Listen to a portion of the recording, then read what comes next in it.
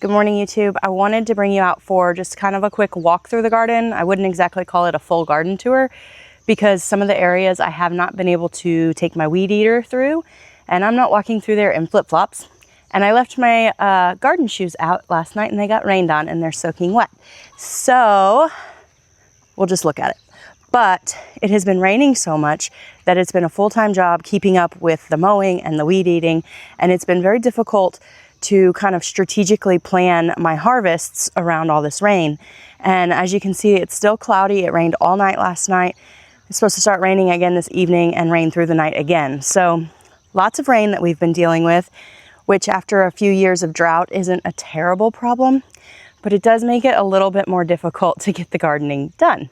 Okay, so we're down here at the east end of the garden, and yes, it is fairly grassy and weedy through here.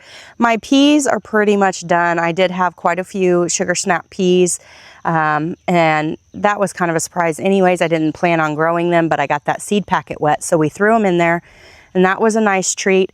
We've got some pickling cucumbers growing up through here, which once I take my string trimmer through there, I'll be able to walk in and harvest a little bit easier. If I have closed-toed shoes on, I don't mind it, but I know there's snakes out here because I've seen them, and so I just don't really want to get snake bit. Zinnias, bee balm, more zinnias popping up there. Of course, my sunflowers. And then that's that tiny tidbits coleus that I like so much. And I'm hoping to propagate it and keep it through the winter so that I have quite a bit of it for next year. I don't know how well that will work. I know I can do it with other coleus types, but I've never tried the tiny tidbits, so we'll see. A little bit of echinacea. This is, or was, Indian blanket flower. I have a lot of bunnies out here that have been eating on my stuff. Had a couple rows of green beans here that I've been harvesting off of. I've got some lemon ball zucchini in there, which I can actually see one. Let's see if we can zoom in enough for you to see it. Right, let's see, right there, my finger's so blurry, but right there is a lemon ball zucchini that needs to be harvested. And then my raised beds have become a grassy, weedy mess. My red onions are just about ready to come out. The leeks are ready to come out. My yellow onions are ready to come out, but again, with all this rain, it's been kind of difficult. So hopefully over the next week, we'll have some days where I can get out here and do that. This was my garlic bed. I've already harvested it, so I really just need to pull the weeds out and get this bed flipped over and ready for a fall garden. And this entire bed has been harvested minus the carrots that are in the back corner, but it needs to be just flipped over because I thought I was going to be able to keep my Brussels sprouts through to fall, but they've been decimated by caterpillars. So I'm just going to end up ripping all of that out, and this will become another fall bed. And then we've got my little arch trellis here, which is full of pickling cucumbers. And actually, I'm going to snag this guy because I don't want them getting any bigger than that. I like to pickle my cucumbers whole. This is a little bit bigger. I like them about the size of my thumb. That's about perfect for me. But this one, I can cut the end off of both ends and pickle it whole, and it'll be so delicious. So I'm going to take that guy inside. And I'm sure I have several more out here that I need to harvest. Oh yeah, this guy's actually gotten a little bit bigger. We'll use him for fresh eating. Or if I have to fill a jar, I'll fill the jar mostly with whole pickles or whole cucumbers, and then I'll slice some that maybe got a little bit bigger to fill the jar if I need to. This guy right here, this one is perfect. I love these tender little ones. Pickle them whole, they're so delicious.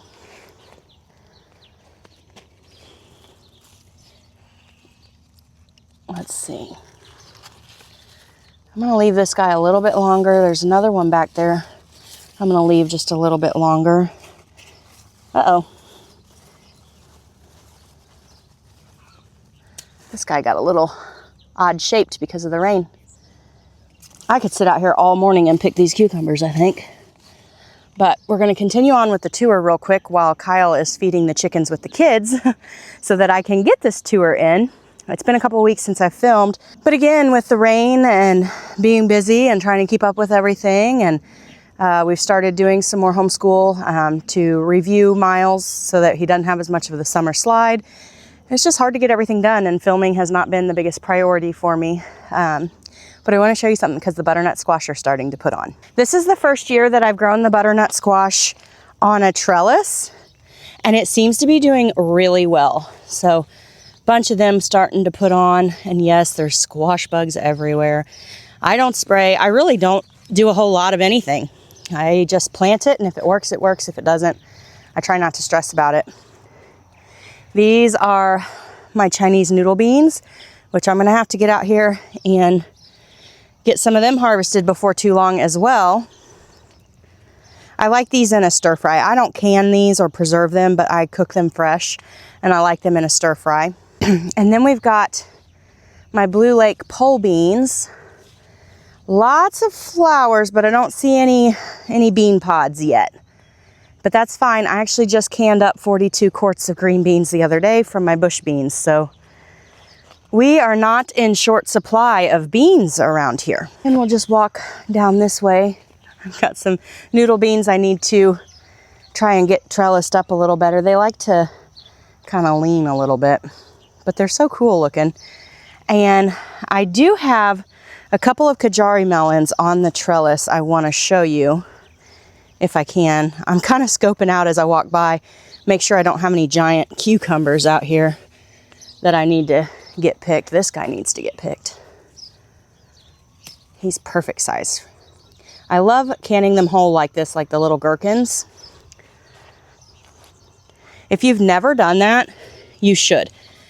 I know a lot of people think that's a waste because you're not letting the cucumbers get very big. But honestly, I plant enough cucumbers that I don't care. And the cucumber plant is just going to keep putting cucumbers on. So yes, it does take a little bit longer to get as much canned when you do it this way. But I kind of prefer it that way because then I can do small batch canning. And I'm just wearing little yoga, like exercise pants right now. Exercise shorts. And the pockets aren't very big, and they're full of cucumbers now. So I don't know if I'll be able to pick very many more. Of course, I didn't bring a bucket or anything. I'm going to have to come out here later today because look, these ones have gotten way too big. I'll eat these as fresh eating because I don't like them canned when they're that big. It's so easy for me to get distracted when I'm out here.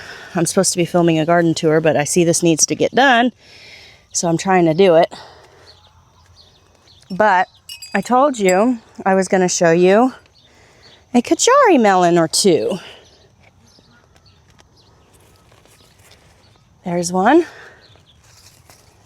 Ooh, here's a good one.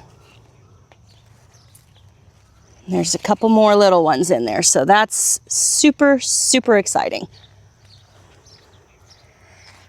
I love my little wind chime, but it's gotten so tangled it doesn't really work anymore. I could untangle it, but with all the wind and rain we've had, it'll just get tangled again. I need to invest in one of the heavier duty ones that are super expensive because I love the sound of them, and they don't get tangled as much because they are so heavy. But they're expensive. So this is the area of the garden. I'm not going in flip-flops because I am not about to get snake bit today. But I've got my tomatoes and they are starting to get ripe.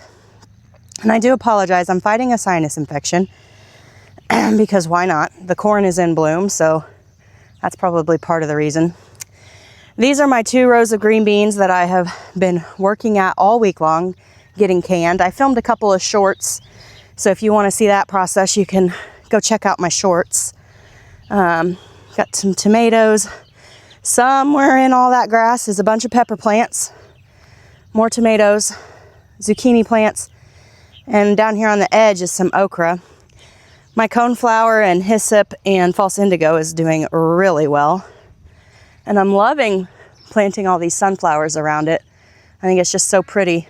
If you just ignore all of the tall grass, the garden is really beautiful this year. So I'm pretty happy with it. This is okra. This is Clemson spineless. And then right in there is my burgundy okra. Burgundy is actually my favorite, but we're on the edge here so you can actually see the Clemson spineless. So this will be a pretty big job this week, is trying to get in here and reclaim a little bit of this area. I've got cucumbers in my hand, but I'm gonna try and flip the camera around. So this area behind me, I hate this area. It's such like the bane of my existence because of the grass. And everybody's always like, lay down cardboard, lay down mulch. I have done that. There's black landscape fabric on every row where I'm planting. And then the pathways are a heavy layer of cardboard and a heavy layer of mulch from 2 years ago. I haven't been able to secure more mulch that's free, and I don't have it in my budget to buy mulch. So it is what it is.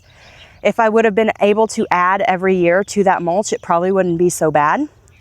But that mulch just acts as like the best composted soil for grass to grow through, and so it makes it worse.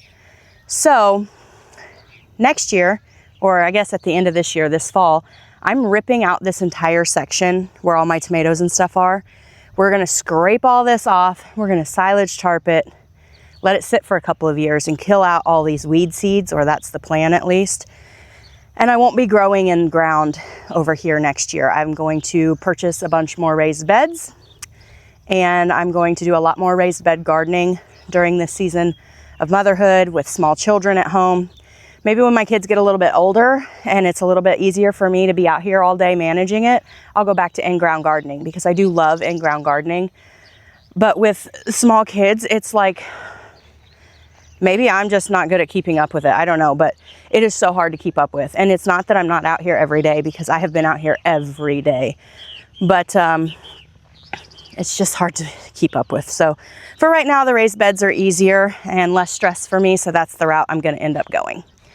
But I want to show you all my sunflowers. They are so beautiful. And I just planted this for fun. I could have clipped them and sold them in bouquets in the farm store. But honestly, I haven't even opened to the farm store for this season. My cow's not in milk. I'm enjoying the break. It's less work for me, so I just get to look at some pretty flowers instead. All right, now we're gonna head over there and let you get a good look at the pasture garden.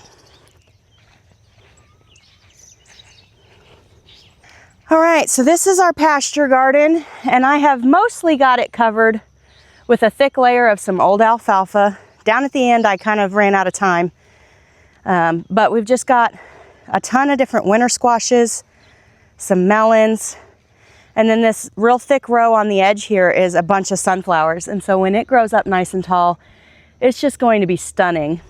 I forgot to mention down here at this end, you can see a bunch. These are hollyhocks and zinnias. So that's going to be really pretty too. I just planted those for fun. I had the seed and it gives me something pretty to look at. But this entire section here, well, that tall area back there, my potatoes are under all that. So that'll be fun to dig out. But this is all just winter squash, bunch of different varieties. Planted some zinnia down here next to the corn. The corn is an Indian jewel corn and then a white corn. And I just planted it for fun. I had the seed, it was a few years old, and I figured I need to just use it. So, Murphy, get out. That's the pasture garden, and you can see where I wasn't able to finish up just this little section down here. I need to spread some more straw, but I think it's gonna end up looking pretty good out here. Well guys, that's gonna wrap up this tour. I am going to put the camera down, grab a bucket, and finish picking some of these cucumbers so that I can get them pickled. And then I'm gonna head back inside with the kids because Kyle will need to drop them off with me and go actually get his work done. But I wanted to mention one of the tricks to like a really good pickle is can them as soon as you pick them. You pick them that morning, you go into the kitchen, you can them. You might not always have time for that, but that's gonna give you the best tasting and crispiest pickle. Plus, when you pick them, well, these are too big, but when you pick them young, like those little ones I showed you, the crunch on those pickles, so good. I probably should do a little video on that, but I'm gonna pick some more cucumbers and I'm gonna get headed inside and get on with my day. But I wanted to do a garden tour since I hadn't done one for a while So I hope you enjoyed that. I appreciate you hanging out with me today, and I'll catch you in the next video.